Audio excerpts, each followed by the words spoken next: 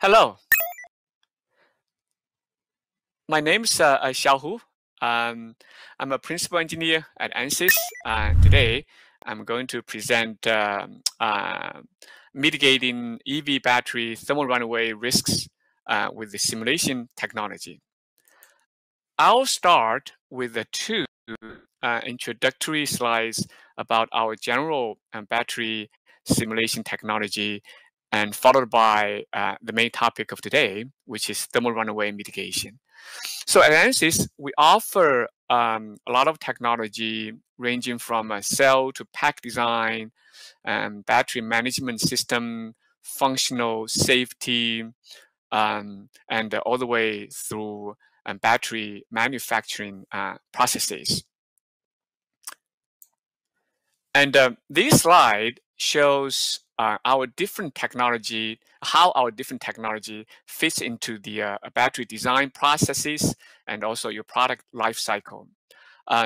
So if you're interested in any of the technology, please feel free to contact us, and we will get back to you. Okay. So next, I'll start the main content of this presentation.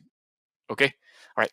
So this is an introduction slide to battery thermal runaway. I'm going to give you a high-level idea about this type of analysis, followed by some details. Okay.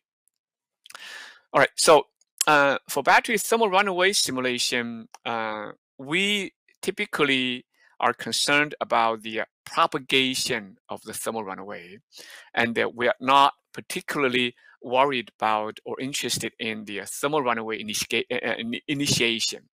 So in this, in the top example here, basically, if you can see the red cell or the trigger cell. So in this example here, the trigger mechanism might be an internal short, okay, or some manufacturing defect causing that cell to go to thermal runaway mode. We're not interested in how that got started. We're interested in the propagation of that to the rest of the module pack. In the second example here, we have a nail penetration into the very first cell, and that cell is a trigger cell. So that cell will go into thermal runaway. We're interested in the propagation of that.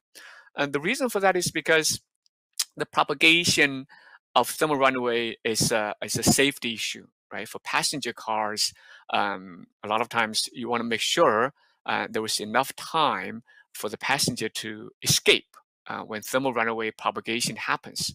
And in some applications, you want to prevent thermal runaway from propagating altogether, but the cost of such design is typically very expensive. In other cases, because of the cost and or the weight, and you only want to make sure there is enough delay. You do not necessarily want to prevent it from happening. Okay, all right. So let's go into some details here. This slide shows some of the building blocks in battery thermal runaway simulation. And the most important one is a kinetics model, because we're simulating reaction. We have three popular choices. The first one is Arrhenius model. Okay, and Arrhenius models are analytical. So in some cases, if you have an analytical model, it may not fit your data very well. So in such cases, people want something more general. Lookup table option is a good one if you have a ARC data, and that ARC data doesn't fit your Arrhenius model very well. Okay, then we offer very general user-defined models. Okay. The second important building block in battery thermal runaway simulation is the ARC data, accelerating rate calorimetry. So this is a type of a test. Then I'll give some details later on. So from this test data, people want to figure out what kinetics models to use, and also to identify model parameters from ARC data. By the way, ARC data is not the only one people use for model identification, but it's certainly at this stage one of the most popular ones for some good reasons. Okay, so today I may not be able to go into the details, but at least I want to show you this popular choice and to give you some ideas why this is so. Okay. All right, let's take a look at the different kinetics models. The first one is the Arrhenius model. So that's a very well-known, and so the reaction rate R here, it's a function of temperature and some concentration. Okay, some or non-dimensional fuel species. Okay, the most important thing here is it takes a exponential form. So you have exponential term there at the end, minus e sub a divided by r and t. So this is a typical Arrhenius type of behavior. In this behavior, basically, the reaction rate is very sensitive to temperature because of the exponential term. Okay. So in using the kinetics model, in using the Arrhenius kinetics model, we need to figure out a few key parameters. The first one is the heat content, S here. That's essentially the heat content. That's typically something relatively straightforward to determine, at least in principle, because all you need to know is the energy content in the cell. And then you also need to figure out the A that is in the reaction rate equation, and also E sub A. Those are called frequency factor and activation energy. So you need to figure those out. So the A and the E sub A will basically determine how fast the reaction will be. Okay, S is energy content. Okay, later I'll show you. We determine those from ARC data. At least that's one of the ways. Now, when using the Arrhenius kinetics models, some people propose to use more than one equation, because sometimes if you have just one equation, it's not accurate enough. If you have test data, if you have the component level ARC data, you can use the 4 equation version of that. So you have 4 Arrhenius equations. So one for ACI decomposition, the other for negative solvent reaction, etc., etc. Each one of them has its own activation energy and frequency factor. Physically, that basically means those reactions will be activated at different temperature level. For instance, the electrolyte decomposition happens at a relatively higher temperature compared with the rest of the reactions. So this more sophisticated model will give you some more flexibility in modeling your kinetics, but it also requires more sophisticated test results to calibrate such a model. Okay. All right. Arrhenius models are sort of analytical. But in some cases, they may not work very well for a specific application, because you imagine, right, you have an analytical formula to fit your data that may not work very well. So in such a case, we allow people to use more general kinetics models. The kinetics models are basically a function of temperature, primarily, at least for this application, a function of temperature, and to a certain degree, also a function of concentration. So there's no really fundamental reason why you have to stick with the Arrhenius reaction. So we allow people to use the lookup table. In the lookup table, the best scenario is that you have ARC data but doesn't fit Arrhenius very well. You want to use that basic ARC data directly as input to your model. Okay, user-defined function allows you to define your own kinetics model in any way you want. Okay, that's most general. Let's take a look at some examples. Before we take a look at examples, I'll briefly explain the ARC data. Okay, accelerating rate calorimetry. It's a type of test. In this test, you put the cell in the oven, then you raise the temperature. You gradually raise the temperature, and it's called a heat weight seek. But this level, I'm just going to say, you basically raise up the temperature until the cell starts to burn. Okay, by itself. Okay, it starts doing that by itself. So once it starts doing that by itself, then you stop the heating. You maintain the adiabatic condition for the cell. Okay, so the cell will just keep burning. Once it start burning, it keeps burning, and then until thermal runaway happens, then you introduce some cooling mechanism to stop that test. So the first plot shows the temperature history as a function of time. The data within the red box is what we need. So I highlight that or zoomed out that into the second picture. So temperature versus time. So that's the portion we want to use for model calibration. And people like to change that format. People like to change that. People like to take the time derivative of temperature and then plot that against temperature. The reason people like to do that is because the time derivative of temperature of the cell under adiabatic condition essentially tells you the reaction rate, because under adiabatic condition, all the heat will be used to heat up the cell.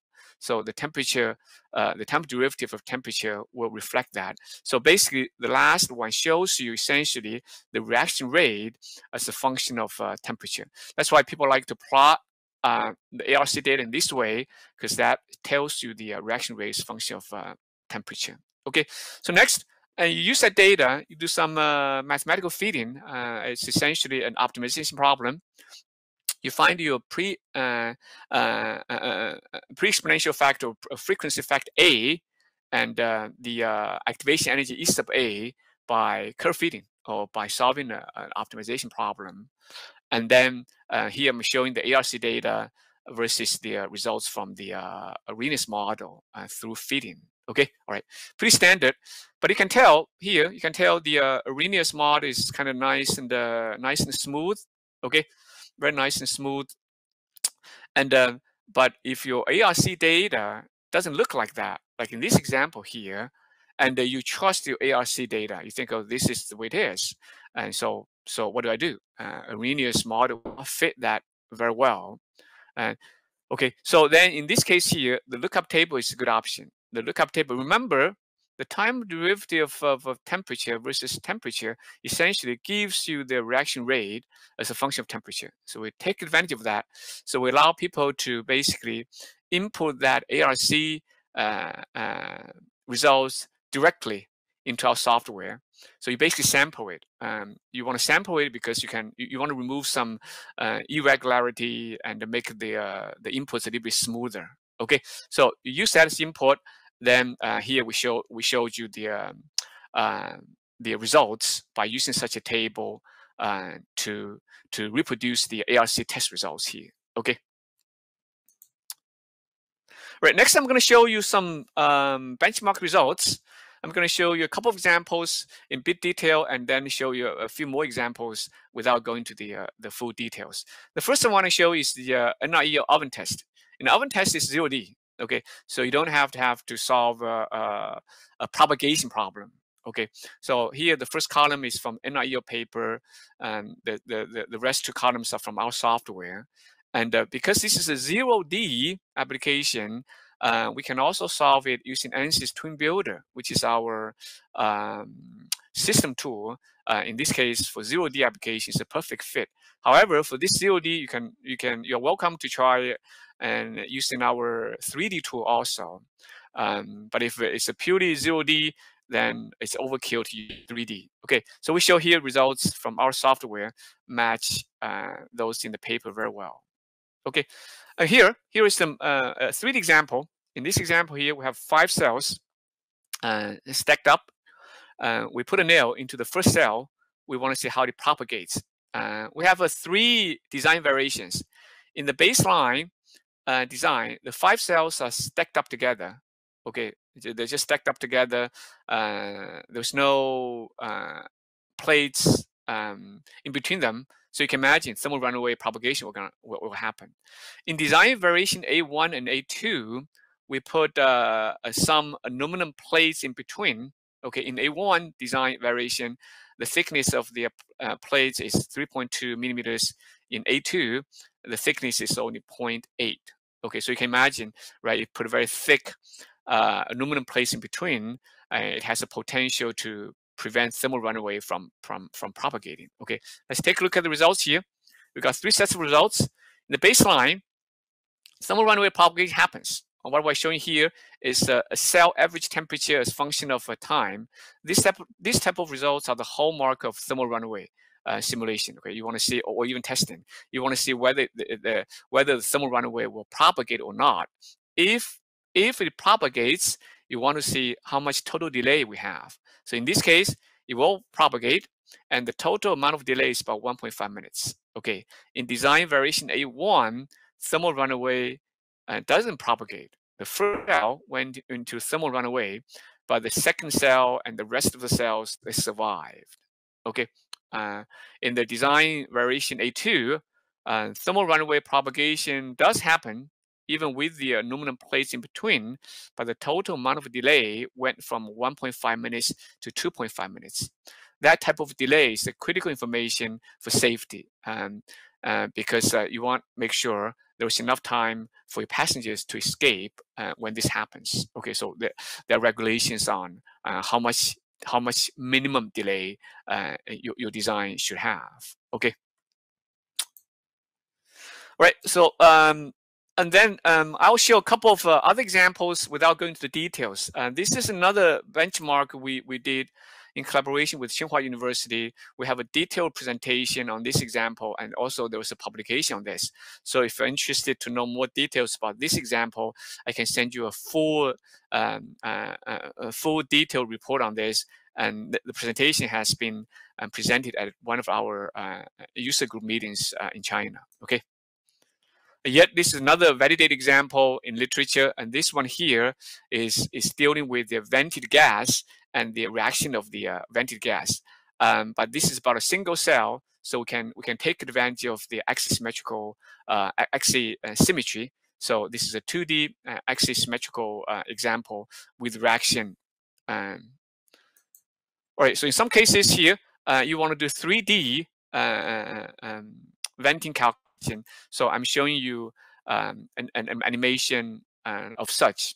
This is a new capability that will be released in 24R2, which will be coming out in about 3 months. So we have a workshop on this. If you're interested in this, we can share with you the workshop so that you can learn how we set up such. Okay. Last but not least is the thermal runaway propagation in a full pack. Okay, the thermal runaway propagation in the module has been done by many people. It's becoming more and more mature. So people want to say, hey, what happens to a whole pack?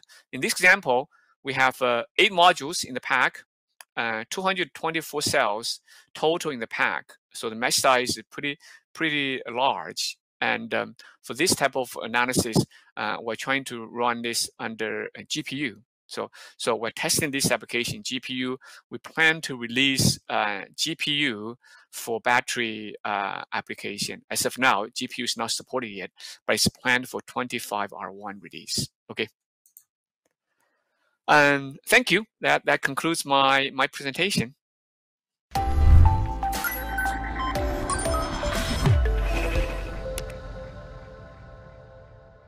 From the track to Main Street to the motorway, we've seen how simulation is preparing us for the road ahead and helping us reach the future of mobility faster than we could have ever imagined. But what about the places where there are no roads? Well, prepare to get a little mud on your boots, because today we're miles from the comforts of the design lab to see how simulation is taking us off the beaten path.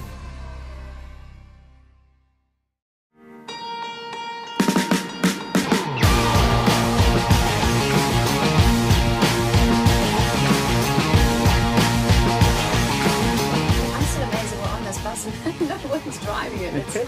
There is no driver here. And more than 90% of the accidents are caused by human error. This can be prevented if we really let the car drive itself. And this is where simulation comes in critically.